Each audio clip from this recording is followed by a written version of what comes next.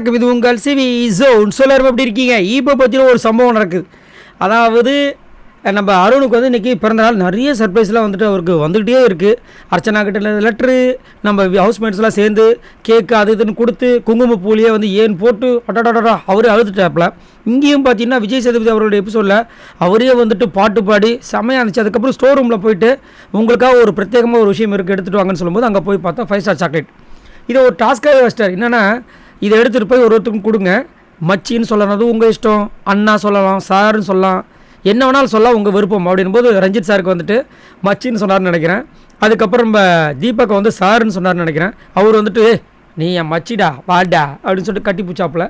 அதுக்கப்புறம் நம்ம சௌந்தர்யாவுக்கு வந்துட்டு மச்சின்னு சொன்னார். அவங்க வந்து ஏதோ பண்ண வந்தாங்க. அதுக்குள்ளே முத்துக்குமர் ஏதோ பண்ணுவோம் டப்புன்னு இஷ்டாரு. உடனே ஏன் முத்து அப்படின்னாங்க. உடனே அங்கே வந்து கலாய்கிறார். ஏமா டென்ஷன் ஆகிறீங்க? அவர் ஏதோ அன்பின் மிகுதியால் பண்ணாங்க, எதுக்கு இவ்வளோ கோவப்படுறீங்க?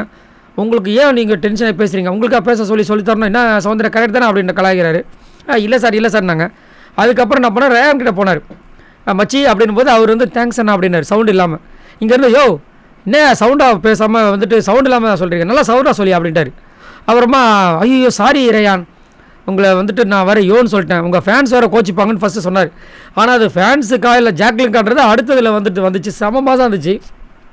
அதுக்கப்புறம் அவர் வந்து ஓகேன்னு சொல்லிட்டு சிரிச்சுக்கிட்டு, எதுக்கு இந்த ஆள்கிட்ட வம்பு, ஏற்கனவே வந்துட்டு சும்மா வந்து நின்று கொஞ்சம் ஏனாதானோன்னு ஒரு சோம்பேறித்தனமாக பேசிட்டேன்.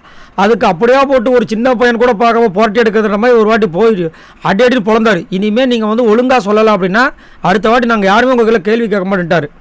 அதனால் வந்துட்டு அவர் சிரிச்சுட்டே திரும்ப வந்துட்டு தேங்க்ஸ் அண்ணா அப்படின்னாப்புல. செம மாதம் இருந்துச்சு.